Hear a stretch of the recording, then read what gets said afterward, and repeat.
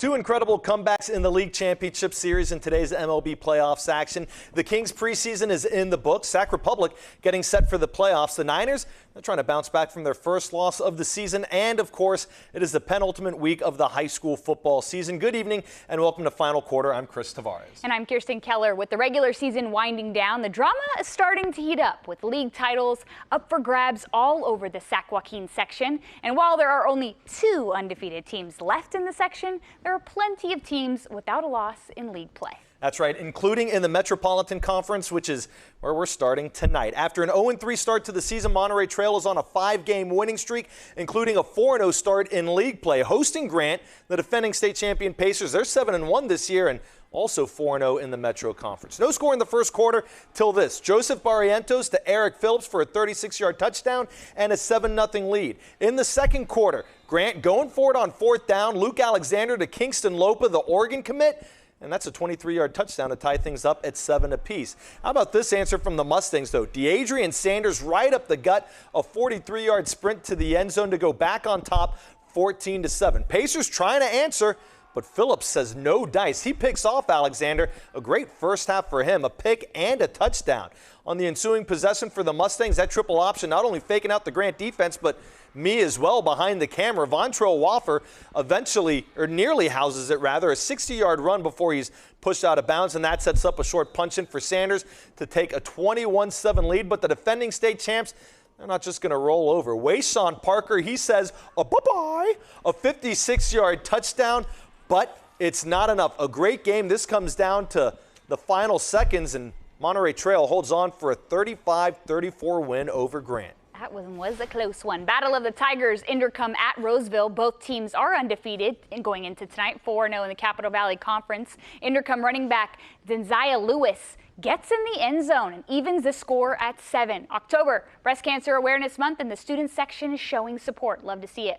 Roseville's ball, sophomore quarterback Mason Sunera. Okay, that beauty of a pass, a senior Joel Bradley on the other end of it. Roseville regains the lead. Next drive for Inderkum, Kyle Gergenuis finds the end zone, and they'll win it 55-16, extending their overall record to 8-1. Roseville falls to 7-2. All right, moving up I-80 to Loomis, Del Oro High School, sporting a whole lot of pink in honor of Breast Cancer Awareness Month, as Kirsten said.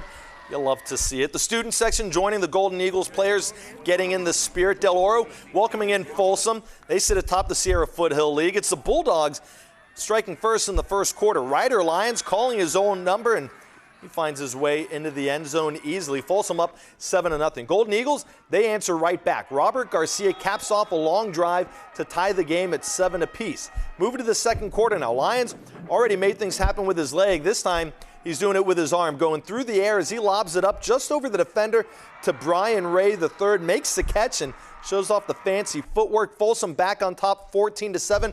Now to one of the craziest plays of the game. Del Oro's quarterback, Caden Pinnock, you know him pretty well, Kirsten. He rolls out, scramble, looking for someone, anyone.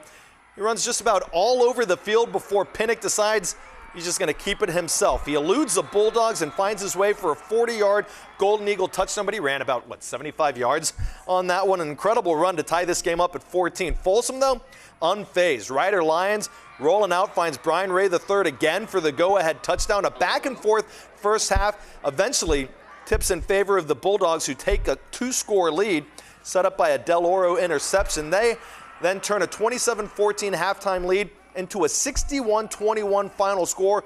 Bulldogs continue their stellar play. They improve to 7-2. They close out the regular season at home next Friday against Granite Bay.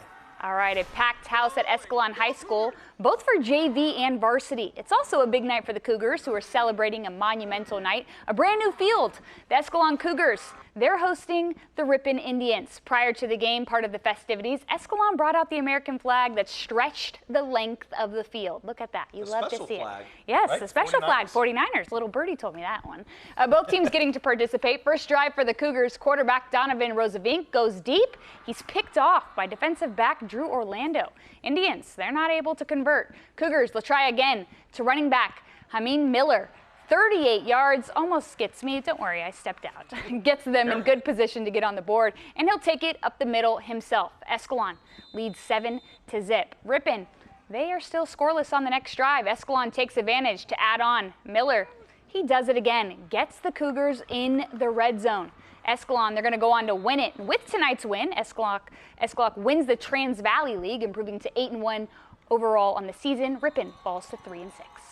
And we mentioned at the top of the show that there were only 2 undefeated teams left in this section, and both of them tonight, they win. Woodland Christian shuts out Christian. What's Christian to improve tonight? Valley Christian. Thank you, there we go. And 12 Bridges beats Colfax 36-21. Down in the 209, a great one between Manteca and Central Catholic in the Valley Oak League. The Raiders, they win that one 39-35, so they now own a share of that league title. And tomorrow, a big showdown between Elk Grove and Jesuit as they battle for the Delta League crown.